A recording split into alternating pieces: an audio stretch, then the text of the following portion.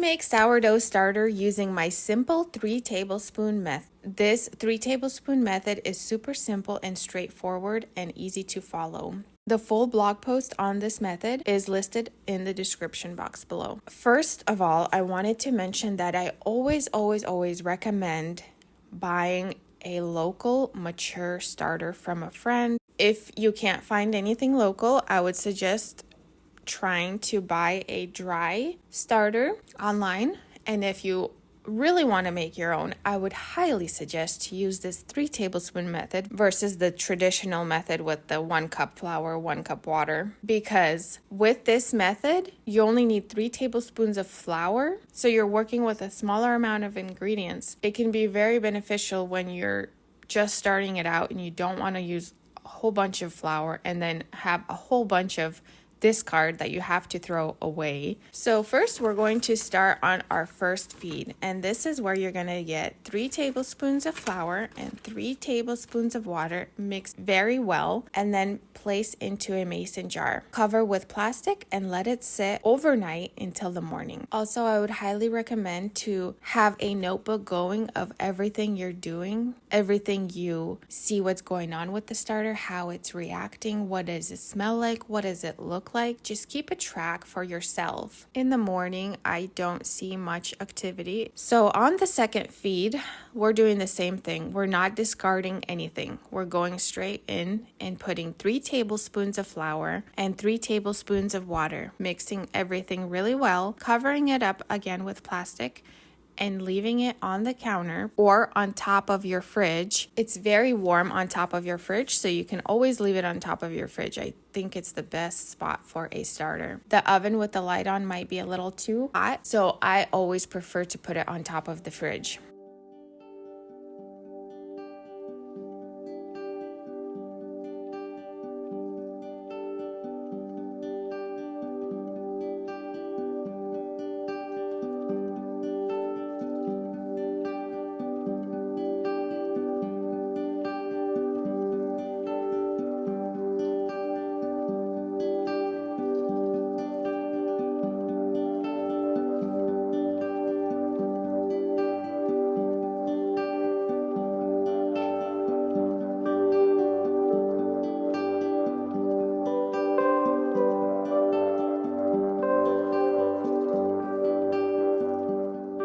I ended up being really busy for the third feed, and so I skipped the evening feed. When I woke up the next morning, there was a brown liquid layer on the bottom of the starter. This is called a hooch. A hooch means that the starter is super hungry.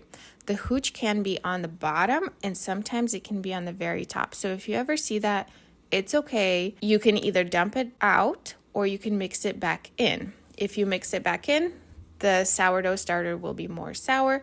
If you dump it out, it's going to have less of a sour taste. So for this one, I ended up keeping it and mixing it in. And so again, I did just the 3 tablespoons with no water this time because of how runny everything was. The mixture was super runny, and so I decided not to add any water. But I did notice that it had a rise. It had a very sour smell, and it had lots of bubbles.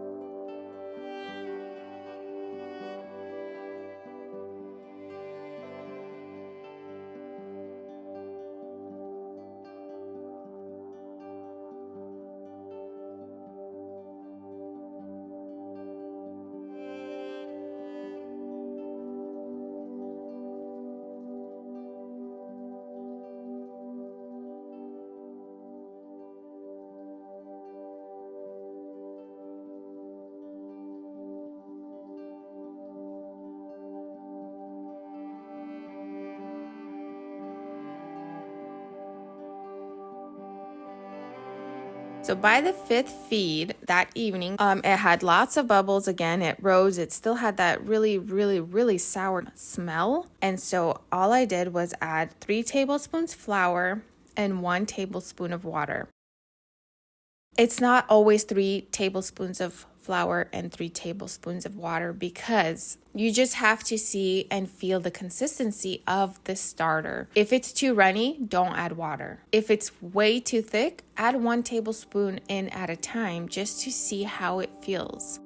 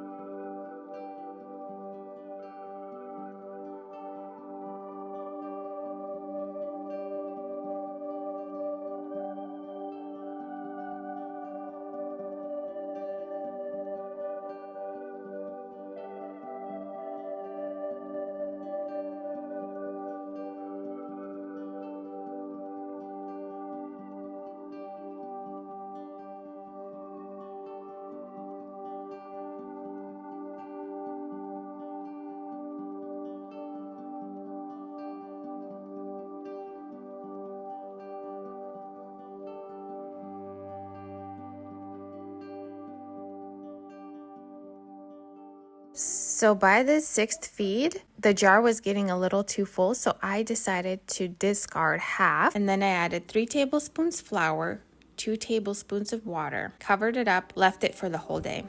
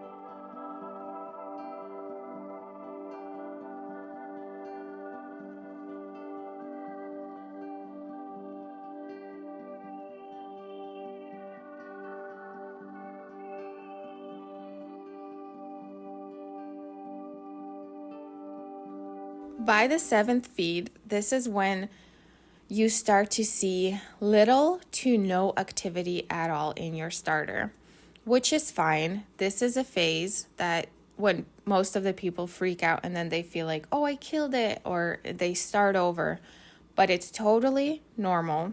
So here I added 3 tablespoons flour, 1 tablespoon water. And so at this point, it's very important to not give up, not get stressed out, and just keep going, just keep feeding. Also, I did want to mention that if you've skipped a feed and you want to like kick yourself for that, it's fine. It's not a big deal. Just keep going, keep feeding it. If you skipped a 12-hour mark and you're doing every 24 hours, that's fine. It's not critical. It's not going to die. This is the most important part, is to feed.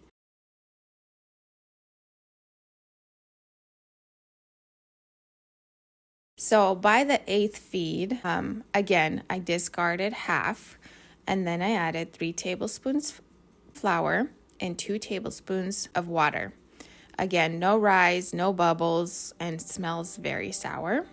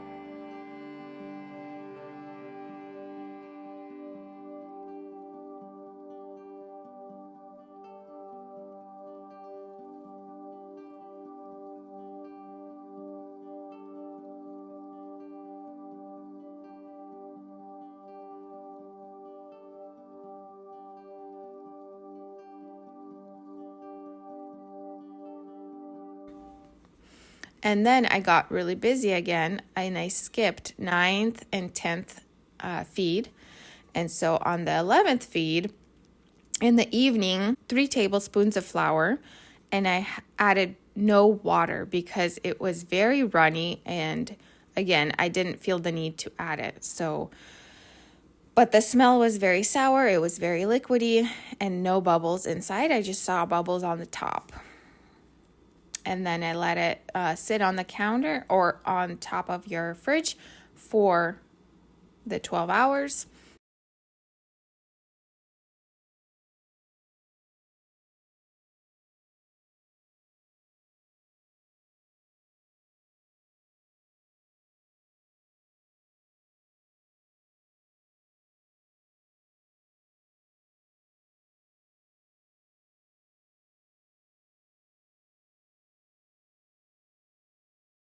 And then in the morning, I did 3 tablespoons flour, 2 tablespoons water, and I didn't see any activity yet.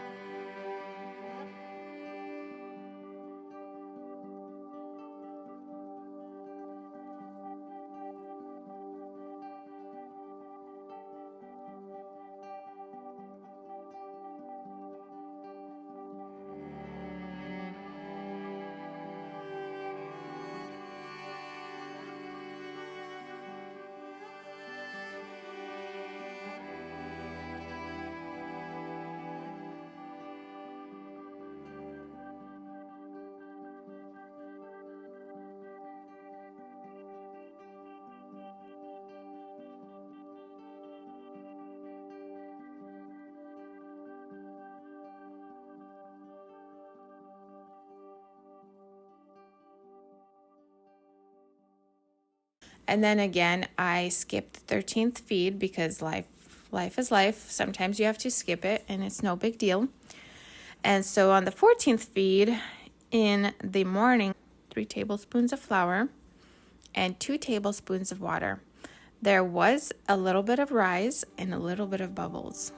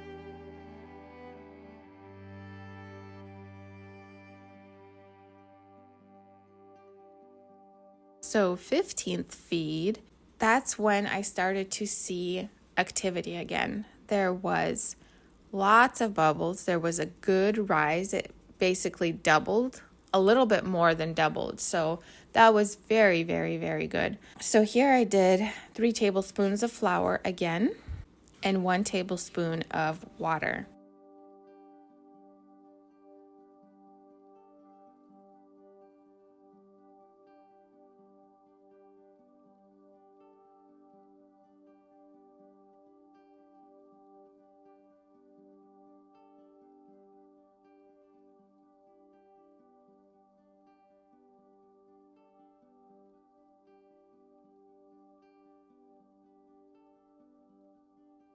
So at 10 o'clock in the morning, that's when I did my 15th feed. By 5 o'clock in the evening, the starter has tripled and was on the very top of the jar. The smell is very good. It's very subtle, sour smell.